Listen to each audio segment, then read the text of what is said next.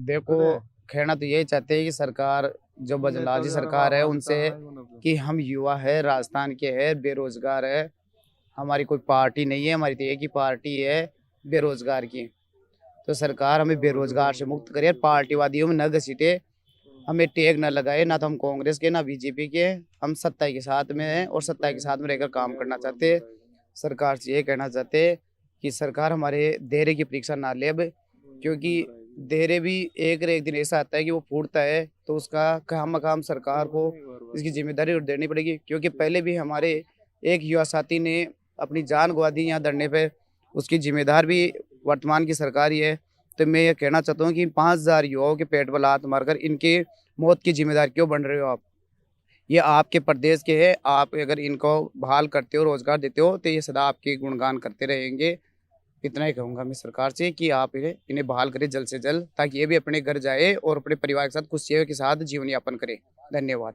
38 दिनों से धरना चल रहा है और आगे भी जारी रहेगा जब तक हमारी सरकार सुध नहीं लेगी, जब तक हम यहीं डटे रहेंगे, सरकार से मान मनवा कर ही जाएंगे। इतने दिन हो गए हम यहाँ अपने भाई बहन इसके बीच में हम चलते, हमारे भाई राजकुमार जैसे भाई को हमने खोया है, तो इसकी शहादत को हम ऐसे, इसके बलिदान को ऐसे नहीं जाने देंगे। हम आप सरकार से निवेदन करते हैं इसके परिवार को 50 लाख की आर्थिक सहायता इसके परिवार वालों को सरकारी नौकरी दी जाए, जिससे इसका परिवार का भरण पोषण हो सके।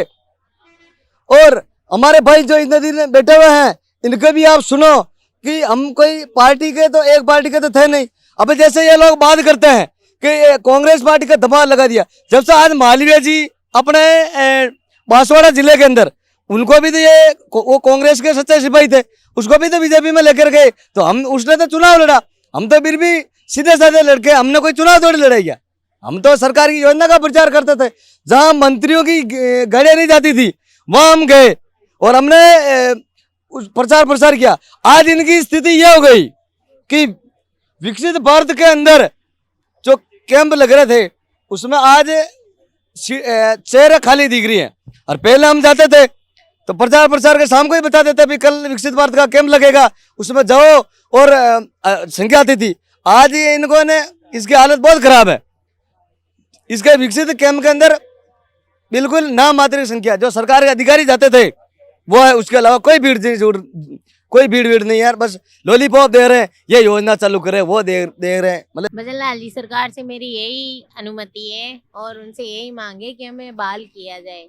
और हम लोग आज 39 दिन हो गए यहाँ पे बैठे हुए धरने पे, पर अभी तक हमारी कोई न तो सुनवाई हो रही है ना कुछ बातचीत हो रही है।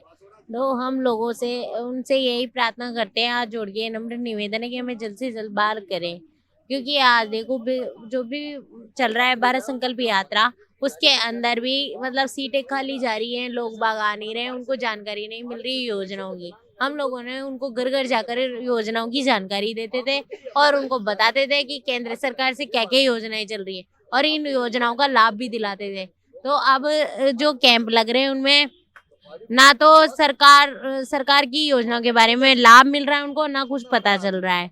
और आगे जो आगामी जो भी चुनाव आएंगे उसमें उनको पूरा दंड भुगतना पड़ेगा अगर वो हमें बहाल नहीं करते हैं।